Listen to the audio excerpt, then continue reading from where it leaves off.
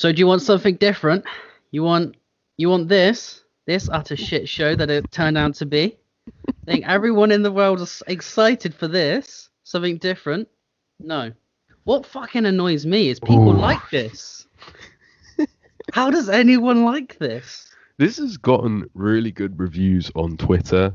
It's gotten good reviews on the UKFF fan forum, who are notorious for shitting on everything. Being really harsh, yeah. It's even got good reviews from like respected wrestling journalists like Larry Zonka and people like that. Respected wrestling journalists that I followed are telling me that it was good.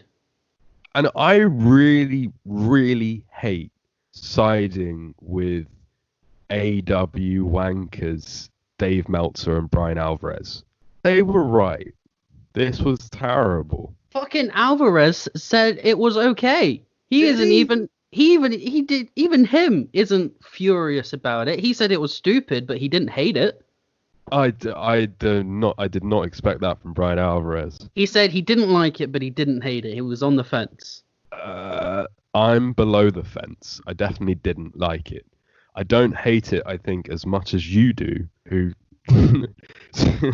seem like you're about to blow a gasket here. I'm not even on the fence. I bury this match deeper than Taker buried AJ. I just fuck this. What about Buddy Love, bro? Let's do a play-by-play. All right. Well, I've got lots of notes about it, but they're not actually critical. It's just things that I saw. Yeah, because I mean, how can you really be critical about this thing? I don't really understand how to. 2 days later, I still don't really understand how to come to terms with it or what it was.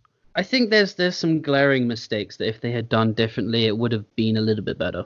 Case in point, I've put the first mistake was no commentary in the match. Definitely agree with you. I think it could have. And what I thought was silly is Michael Cole announced all the opponents, and then at the beginning, he announced the winners. So in kayfabe, Michael Cole was sat there for half an hour watching this thing and just didn't say anything. Especially when two people apparently died. And could Michael Cole sound any less interested than when he announced the winners and then said goodbye? Yeah, it was. I've never heard him less animated in my life. So instead of commentary, it had music, and then the music changed like with every hallway they went into, and there were so many music changes. It got jarring and just gave me a headache. I paid attention to the soundtrack as well. They had. Did you know, by the way, when Otis goes into the cafeteria and finds the pies? Mm-hmm. That's the exact same Free Domain music that Impact Wrestling used when Josh Matthew was video calling people at Rebellion. That's fantastic. I didn't notice that. I thought I'd pick that one up for you. That's great. And that annoys me even more that WWE don't have their own set of royalty-free music that they either made or they have their own music department, for fuck's sake. Isn't this a billion-dollar company? Oh my god, and they're using the same $2 music that Impact bought. At least Josh Matthews pretends that he likes his product. I think Josh Matthews does love his product because he's all over it. Well, I think he's their biggest star at this point. But anyway, we won't go into that. Yeah, I'm getting bitchy now because I'm angry. Right, so we're still at the intros here. The women walk out into the lobby and the men start in the gym. And I've just got a note here that instead of maybe maybe the fifth most important marquee match in WWE's year, instead of it feeling like a legitimate contest for WWE's top prize, it seems like a team bonding exercise at the office. They all just walk in, and then Daniel Bryan walks in and rubs his hands and goes, "Are you right, boys? Are you ready for this?" Like he's the assistant manager, like getting everyone together for a team bonding exercise. It did feel like the back of Debenhams, didn't it? Oh god! And then they start, or they do start with Oscar jumping off a balcony. Well, for another giant spot where everybody falls over. Well, I was going to say... That's another thing. Did you notice Bayley versus Tamina, Bray Wyatt versus Braun Strowman, and Seth Rollins versus Drew McIntyre, back to back, all had table spots? I didn't notice, but now you say it, yeah. They all three matches had people... Sorry, I didn't mention this earlier. All three matches had people running in being thrown into the announce table because it's the only thing of interest at ringside. We watched that time and time again, and every single time, Michael Cole gets up, runs to the same position, and says, "Oh my God." Just another thing that really annoyed me. The pacing of this show was so bad. It was hard to stomach. But sorry, no, Money in the Bank. Right, sorry. It was like 7 different people produced 7 different products. And none of it got together. No. So where Oscar jumped off a balcony and then she made a run for the elevator in maybe what is the only thing in this match that made any sense. Oscar's clever. So then the men are brawling in the gym and Baron Corbin throws a weight into a mirror that smashes. I loved this bit. Yeah, and then he stares at it and then some music plays. So now he's just got like 5 years bad luck. Yeah, it was such like a mystical, spooky moment. He said they did a close up of the mirror, then they did a close up of his face, then a close up of the mirror, then a close up of his face. That obviously means something. I even think it cut to the women and then cut back to him still staring at her. Yeah. I think, but this is Baron Corbin's new gimmick. No luck, Corbin. Well, I mean, he's already had 5 years of bad luck with his gimmicks, but. Oi! You know the rhyme of the Ancient Mariner where everything goes bad and everybody dies on the ship because one sailor kills an albatross. Yeah. Baron Corbin, this weight going into the gym mirror, that's his albatross now. Hasn't he already been blamed for all of WWE's problems, though? He's no luck Corbin. I reckon that's his new gimmick. He's not king. He's squire. Oh, fuck's sake. All right, then. He was more upset about this fucking mirror than... killing people. Yeah, committing homicide on 2 people. And apparently so was the ref. Then, in a spot that... I don't have words for it. Otis buries AJ under a bar of weights, and then AJ can't lift the weights off him. And how to ruin your top star in a second? It's a fucking little... Also, man. I think that you should compare this match to the content of Impact Wrestling in general, because this is on the same level of budget. It definitely is. Did you see what shirt AJ Styles was wearing throughout this entire match? No, I didn't notice. What? The OC. They obviously filmed this like a month before, which shows you just how much thought they put into the firings. But in this match, throughout the entire match, he's wearing a T-shirt to a stable, which 2 of the 3 members have been fired. And nobody noticed that. Nobody notices things like that. Nobody thinks about them. I just can't believe it. Anyway, maybe AJ wore it on purpose as like a homage to his lost brothers. I would assume that it was like a day or 2 before they were fired. I have to assume that. But that just shows you how much thought they put into who they were firing. Yeah. Anyway, so now AJ looks like a pussy. They move out of the gym, and we get our first cameo, which is Bruce Pritchard, Brother Love. I called this. And Ray says that he loves him back. Yeah. It's a really bad episode of Raven. I don't understand any of it. It's like I don't know, some sort of kids game show at this point. I mean, you okay over there? I'm fine. I'm just sipping my water. You know Taz sips his water when he's angry as well. I'm just trying to like not swear too much and explode. I just don't understand how people enjoy this. It ruined everyone looks like an idiot. I mean, my next note is we spend the next 10 minutes running around corridors and everyone is running away from each other looking like chicken shits.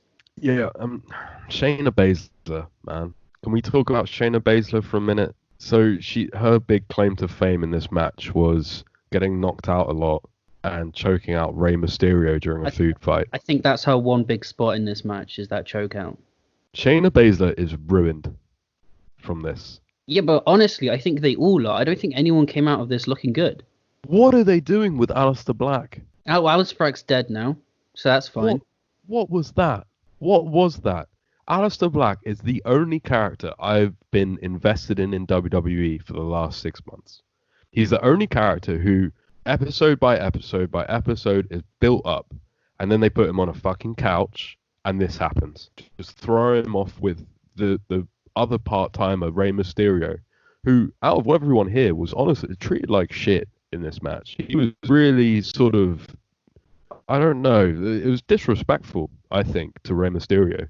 Over the past 20, 25 years, the things that he's done for that company and the popularity that he has, the way he was treated in this match was horrible. Yeah, I mean, he did. I don't think he did anything. He was just cannon fodder the entire time. So was Aleister Black. Aleister Black, I think, had one big moment, which we'll get to in a minute. These guys were Austin Theory, bro. But they all were to each other. Nobody looked good coming out of this. Nobody. And that's why I don't understand how people like this thing, because nobody's interesting now. You killed everybody's momentum. Yeah. Where are we? Otis does a yes chant for Daniel Bryan, and then Daniel Bryan kicks him.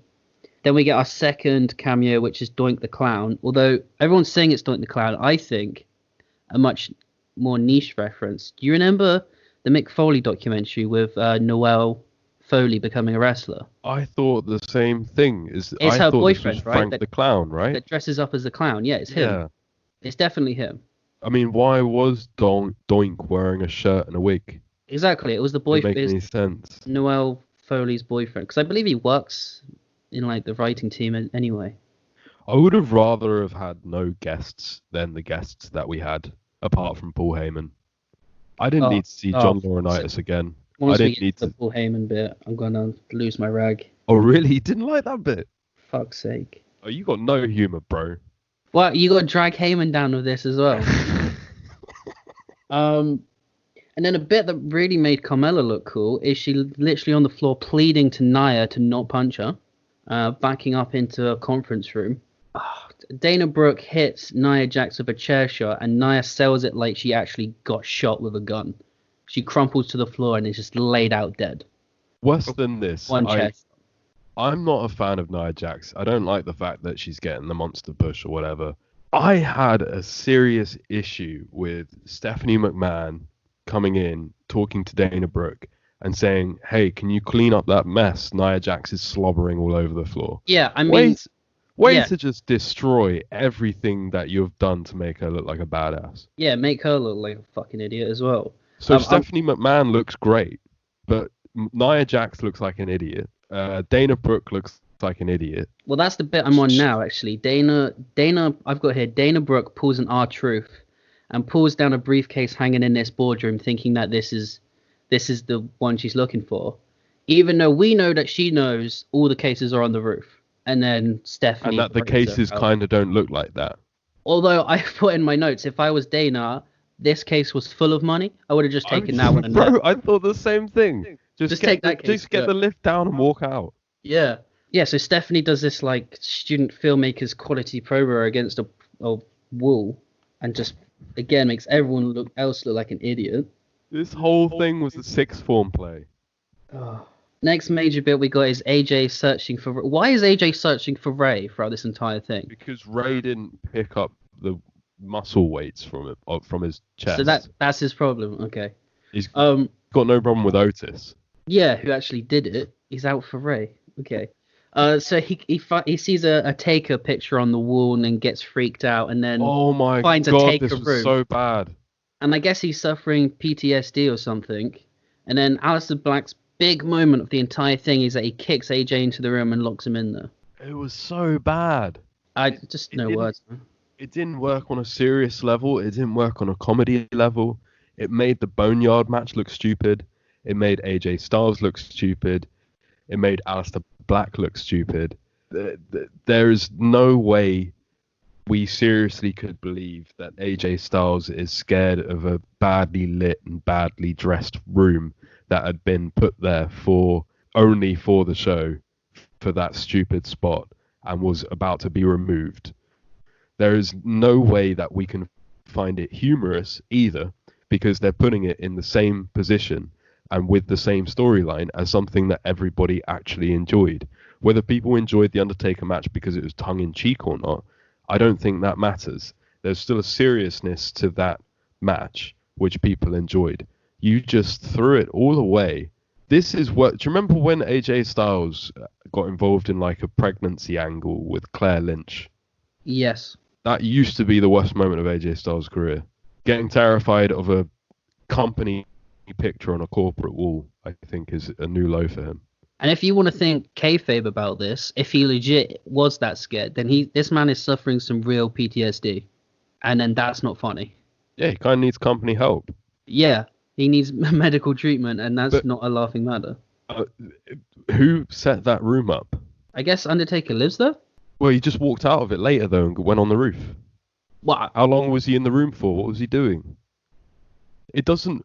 The idea of comedy is that it's funny because it means something based upon connection, right? So the comedic effect of this would be that AJ Styles got buried by The Undertaker, and now he's getting buried again when he least expects it in a headquarters. But even in comedy, even in farcical comedy, you have to take your own convention of reality seriously. You have to pretend that Undertaker actually lives there, or Undertaker actually shows up and therefore pushes it into the next realm. By just badly dressing a room with a couple of silk drapings and throwing a coffin in there, and then for Aleister Black to also take this room seriously, makes no sense on a serious level, a comedic level, or a logical level, a real level. It doesn't make sense on any level whatsoever. Well, you just summed up the whole match. None of it makes sense. Yeah. And for Aleister Black to be in this spot as well just hurts him as much as AJ. This is the thing that I was most angry about, because I'm a big Aleister Black fan. I just think that they've completely ruined him. They have. I'm no longer interested in anybody. That's what I'm saying. They've killed Blazer's momentum completely short. Aleister Black, everyone. No one is interesting. No. Anyway, the next bit is the Heyman cameo where he sat at a buffet table, and then Otis throws some food at him while he's trying to do the whole my name's Paul Heyman thing, and it starts a food fight. Now I know what you're gonna say, that it was entertaining, but again, this is one of the top marquee matches of the year, and we're having a food fight. I know that it's a top marquee match of the year, but people did expect like zany shit. There's zany, and then there's just like a fucking. They have food fights in Raw segments with jobbers that don't mean anything. We've got who are meant to be the 6 main eventers fighting for a top prize in a food fight. Well, I think this is the problem that we have been over for however long this podcast has lasted today. WWE is schizophrenic. It's completely and utterly unhinged because it expects us to feel a certain way about these people at a certain point. But when they decide that we're supposed to feel something else, they expect us to do so. So they give us AJ Styles in 3 weeks' time as an ultra serious competitor, maybe for Drew McIntyre's title, and how he really wants a title, and it'd be like a real wrestling feud. And we're supposed to forget the fact that he had a food fight with Nia Jax or whatever. Yeah. I don't think AJ was actually there, but you know the point I mean. Like, they expect you to feel how they want you to feel at all times. He wasn't there, but he's still associated with this shit.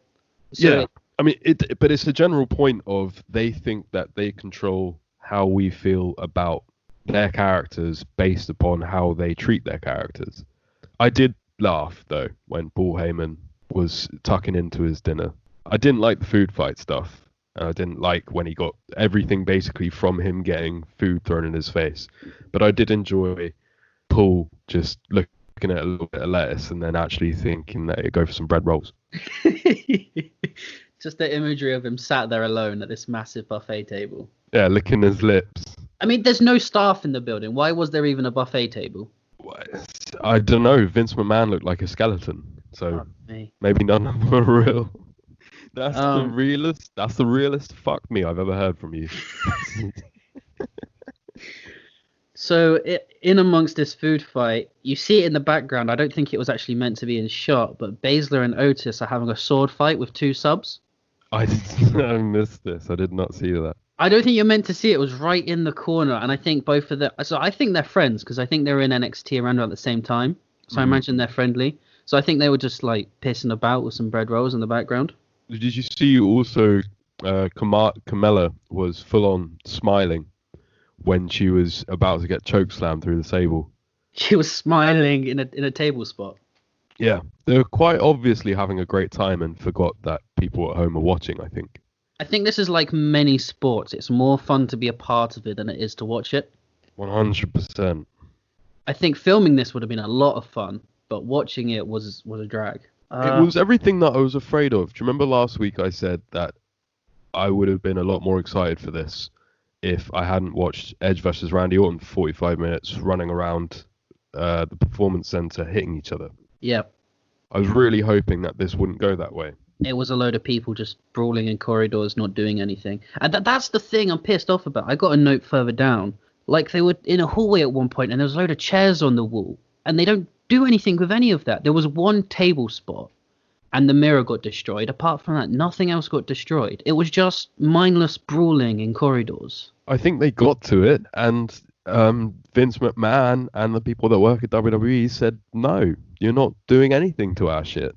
Yeah, but just get some sugar glass and put up a fake wall, and someone could go through a fake, like, glass panel, or just dress up a few more tables, and we'll pretend they weren't wrestling tables. We'll pretend that was a desk with a computer on it.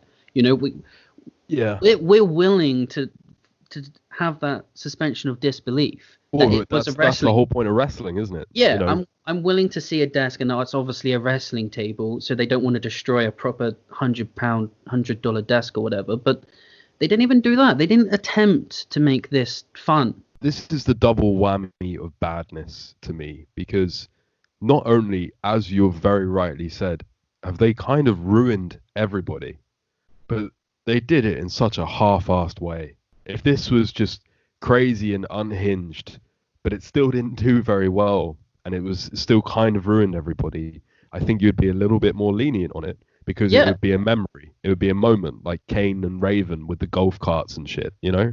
Yeah, exactly. It was just lazy. It was lazy like everything they do. They get the most imaginative idea that they possibly can to do with the money in the bank, and then physically don't do anything with it. This was the best idea they've had since the pandemic. The best thing they've done since empty arenas, and somehow they managed to WWE do the worst way they possibly could. Yeah, this had interest. This had cross appeal. People that sit there and only watch Chikara while wanking, even they were interested in it. You know, everybody was interested to see how that they would do this, and all of the potential viewers that they had in their grasp, they've lost. And now they've lost people that sit and struggle through their shows anyway. I think every wrestling fan in the world, everyone could have booked this better. I would agree. I don't know if there wasn't a time constraint. They filmed this weeks ago, or a money issue, or I don't know what it was, but there's so many spots they could have put in that could have been interesting. I've just read that they actually filmed this on April the 15th. So they had nearly a full month to edit. What did you think of WWE headquarters interior design? Oh man, it was fucking shite. It wasn't even an interesting location to film on. We all thought there was going to be this tons of memorabilia. The best we got was a T-Rex head. That weird red room.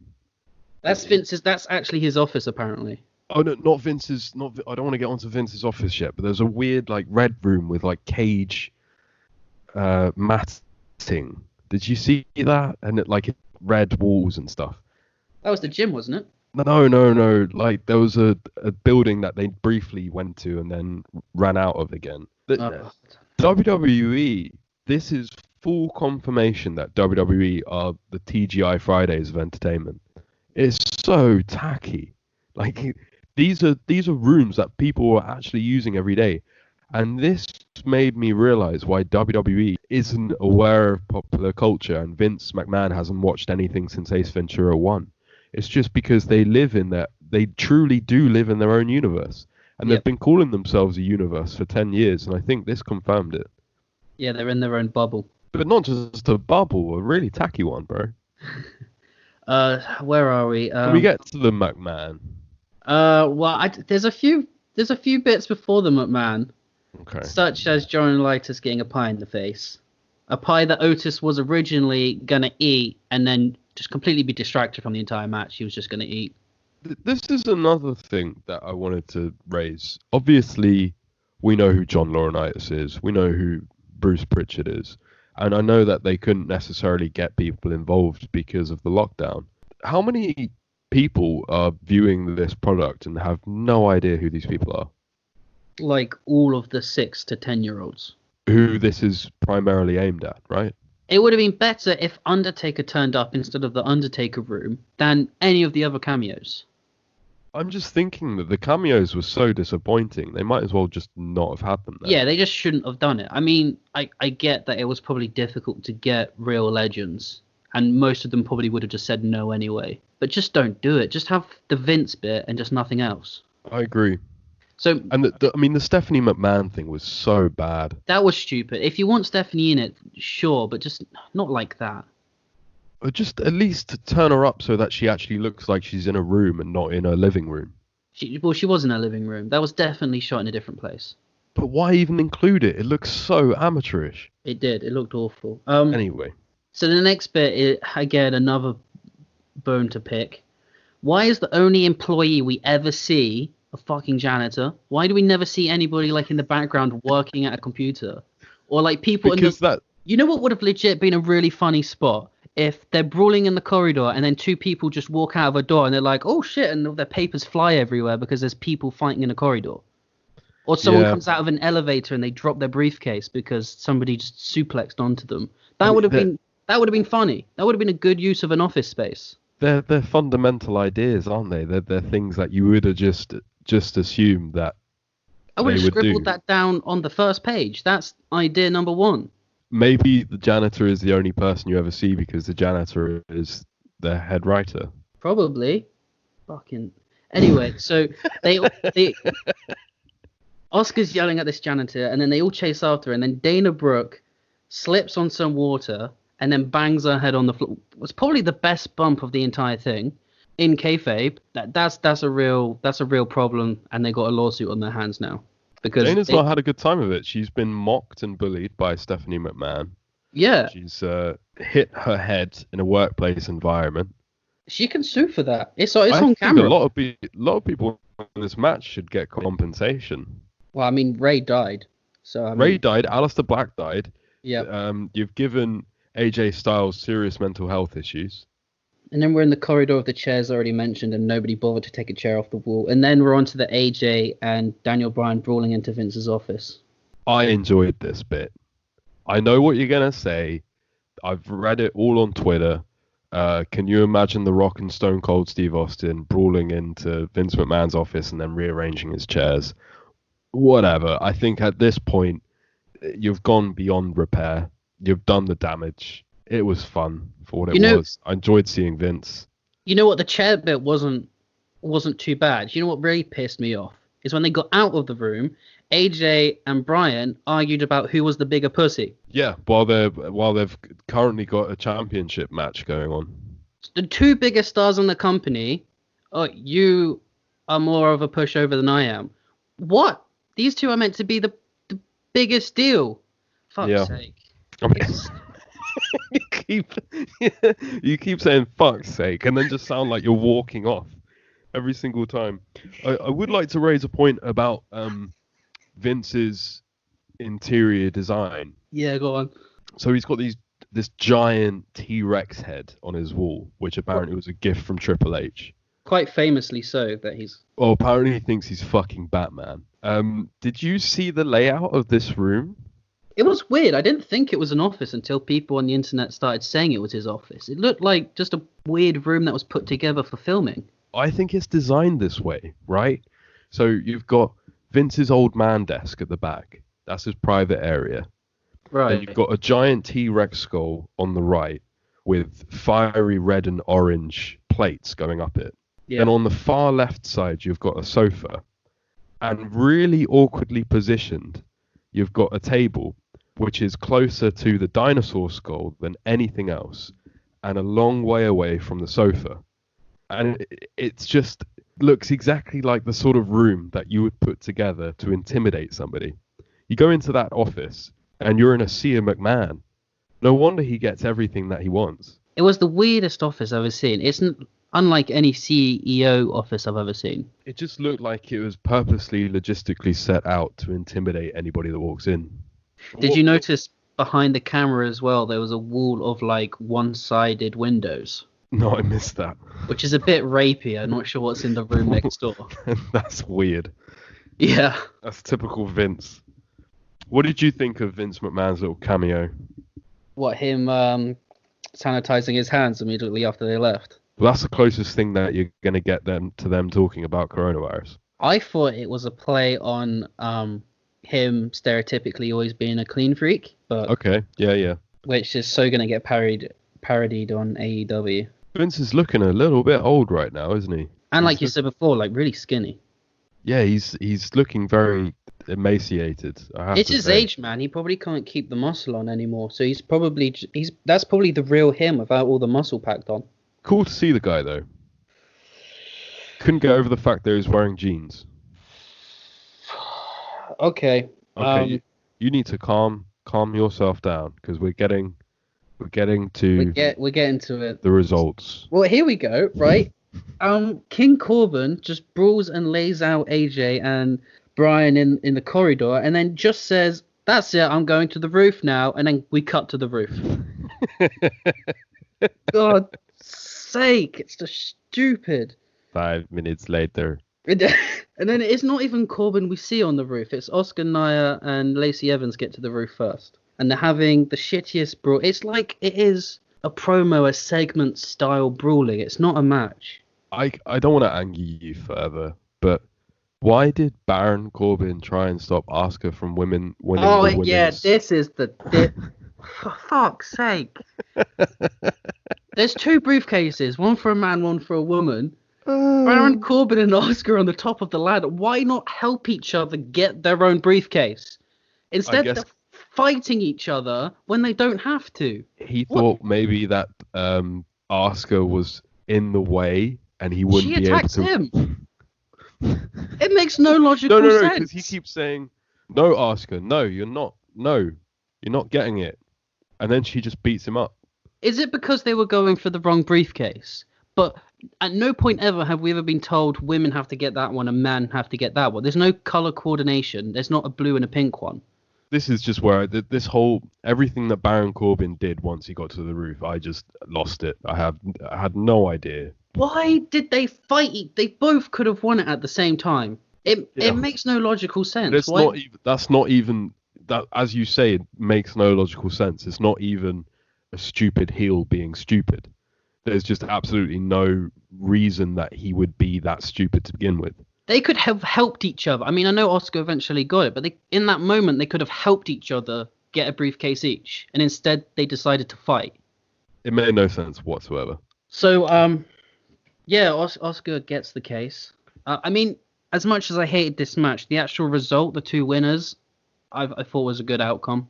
I agree. It could have been a lot worse. I think Oscar and Otis, I'm quite happy with. I mean, my notes just become scribbles at this point. I am just frantically writing what the fuck. Yeah, so Baron Corbin falls off and Oscar gets the case. Which is a really underwhelming end, I thought, because there were just 3 women brawling and then Oscar just kind of gets it. Again, so weird. Like, once you got up to the roof, half the people weren't there. You didn't really know where they were. They weren't really properly having a match. It was like watching the practice run for stunt drivers. I just didn't... It felt kind of like... It felt kind of like, let's just get this show over with. We're here at the roof now. I gotta admit, I keep going back to Impact Wrestling because this whole thing reminded me of Impact Wrestling's budget for Bound for Glory. You know, like they're trying really hard and this is their tip-top show of the year, but it still looks completely amateurish.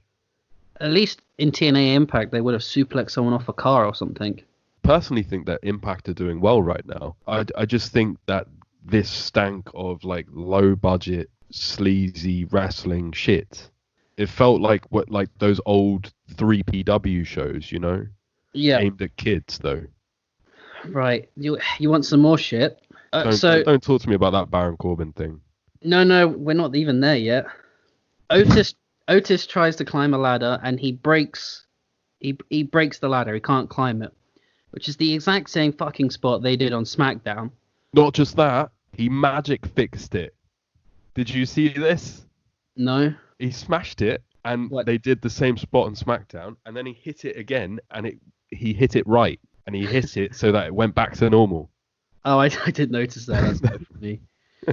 But what I'm saying is, why bother do it on SmackDown if you've got the exact same spot with no reward? There's no difference on the actual match. I have no idea. I thought that the whole point of that spot was to make it look like Otis was going to have a lot of difficulty getting up the ladder, but then he just came out with mystical plastic ladder healing abilities, and But what I'm saying is, why do it on SmackDown and then Otis doesn't turn up with a reinforced ladder? Or like, there's just some.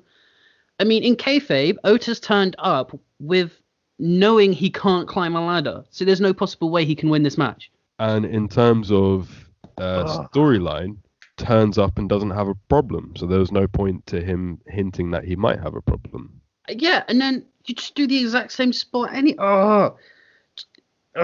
do you know what's even more annoying? Otis is billed at the same weight as Kane, who has never had a problem of climbing a ladder. Otis is billed at the same weight as Kane? Yeah. That's crazy. Like 320 pounds or something like that. Because Kane's a tall man, he doesn't look fat. They're only doing this spot because Otis looks fat, even though he's the same weight as Kane, who can climb a ladder. The whole thing was fucking amateur. Even Big Show can climb a fucking ladder. I don't know. Right, and it continues. Now we're at Baron Corbin throwing Rey Mysterio and Aleister Black off of a building. What is there really to say about this? Baron Corbin threw Rey Mysterio, followed by Aleister Black. I don't know whether they meant to keep the sound in when they hit the crash pad to really subtly tell us that they're still alive. The referee didn't move from his position. Nobody batted an eyelid. None of the wrestlers stopped wrestling. They made out like instantly, within seconds, they made out like it hadn't actually happened. Nobody went to check. Nobody cared. Nobody was like, Baron, what the fuck you doing, mate? Baron Corbin didn't look like he had even realized what he had done. I don't get this at all. And if you want to kill Rey Mysterio, fine. They didn't even do this well. In a wider shot, on, like with a drone they filmed earlier, you can definitely see that where they were wrestling was not the edge of the building. There was a whole more bit of roof. Well, you could see the crash pads with the boxes as well. Yeah, so they didn't even do this well. They didn't even try to mask it as a ramp or a slope or like they usually do. They didn't try and make it look like in WWE pay-per-views usually they have like a weird wooden structure that's just there. Yeah. You know, and it's painted. Yeah. They didn't bother. And that it stinks of this whole match. They didn't bother. They didn't care. I think that they probably got this in and out done in like a couple of hours on April the 15th and probably didn't really edit it that much. It's just kind of, the whole thing feels like you've got this creative endeavor, right, that you originally wanted to do, and then you get round to it and you have to sort of get it out of the way. So you just put the most minimal amount of effort in possible and throw it out and just put it up. They just couldn't be bothered to do it right. Problem with this is that it's the main event of a pay-per-view coming off WrestleMania that you have successfully built up incredibly well. This is exactly the sort of thing that they should be putting time and effort in. I've got to say, like, I'm not one for camera shots. I know a lot of people complain about WWE's camera shots and the way that they shoot. I never really notice it. I'm a real amateur when it comes to like camera shots and stuff like that on film. I know you're an expert on it. It's when I notice that you're filming really badly. You are filming really badly, and all of these rooftop shots were so bad. The camera cuts and like the angles, it was just really unpleasant to watch. And it really does feel like they didn't do a second shot of anything. You know? No, they definitely didn't do reshoots. And like you said, the roof turned out maybe this isn't really their fault, but it looked like it was a very awkward space to film on. But again, they had, I mean, it's their building. They know what size their roof is. I'm sure they could have. I don't know. Make some scaffolding and get a ramp up and just film the fucking TV show on the roof. It's watching the cars go by at least adds some interest to the fucking matches. The motorbikes you could hear off in the background was like funny. It was like the funniest thing in there, and it was nothing to do with them. I mean, like it looks like it would be a great location on a WWE video game. But it just added to like like you've seen some really bad movies, right? Like on Horror Channel or Sci-Fi Channel. Yeah. This felt like that, where you can hear like a couple arguing in the background because they're walking through the same park as the director. There's just no clean editing on it. It's just awfully done. So then we get to the finish. Ends of AJ and Corbin up at the top of the ladder, and they're fighting for the briefcase, and they both actually get the briefcase, and then Elias out of nowhere hits Baron Corbin with a guitar. Who cares? It's fine. I'm not actually against it. To get to the finish, that's fine. I am. But then AJ Butterfingers drops the briefcase and Otis catches God. I hated this more than you, bro. Logically, AJ's the winner. AJ had it in his hand. I've got two issues with this. Number one, why does everything Baron Corbin does last fucking 6 months? You fucked over Elias and you made him look like shit. Then he won a match at WrestleMania and nobody talked about it again. Now we've all forgotten Elias exists and now he comes back. So now we're going to go do this for months. I thought this was over, bro. Yeah, it's been over. I mean, I'm not against it happening, but like you say, reference it beforehand in the weeks leading up to this. But it's the same thing again. It's the same thing again. I haven't watched Raw yet, but what's being advertised? Edge is going looking for Randy Orton. Yeah, no, I saw that as well. I saw that. Why is Edge going looking for Randy? He got a definitive win. He basically fucking killed Randy Orton. Why is he now going looking for him again? To make him feel better? If Randy Orton is going for Edge, that makes some logical sense, maybe. Exactly. But yeah, you're right. Anyway. But again, the going back to this point, Elias beat Baron Corbin at WrestleMania. He got his revenge. Then you don't see Elias again. Now he's coming back to smash Baron Corbin again. He's already won. What sense does that make? Why don't you put Elias in the match and then have Baron Corbin take him out? It just doesn't make any sense. If you're gonna have somebody win, why are they with Edge or Elias? Why are they then going after the guy they've already beat? It doesn't make any sense. And concerning the finish with the drop briefcase, didn't we fucking see this last month?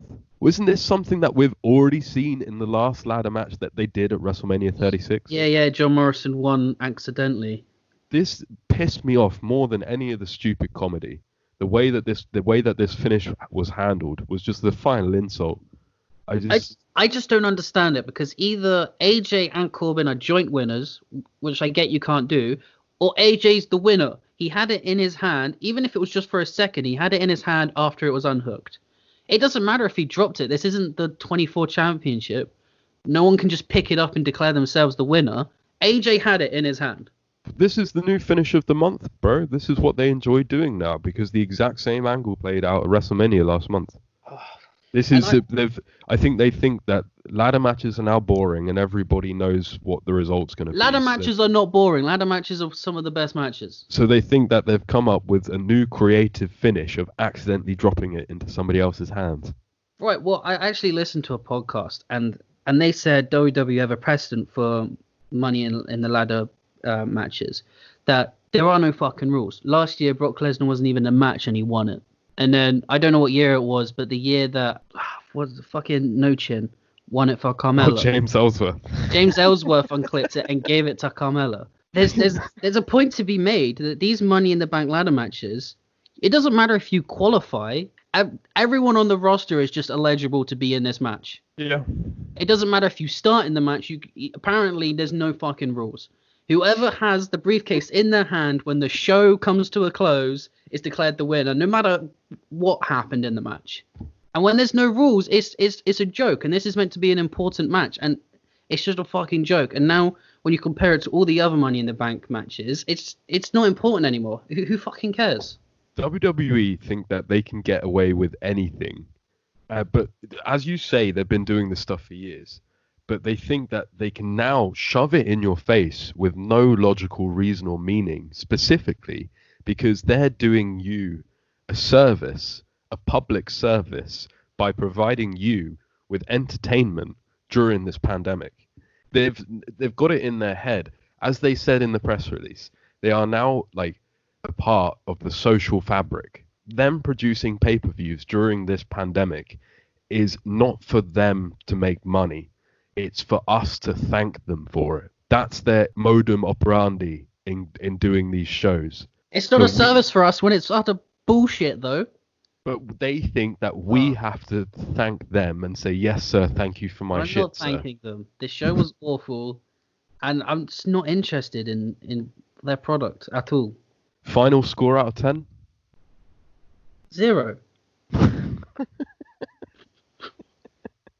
was so angry. I'm angry now.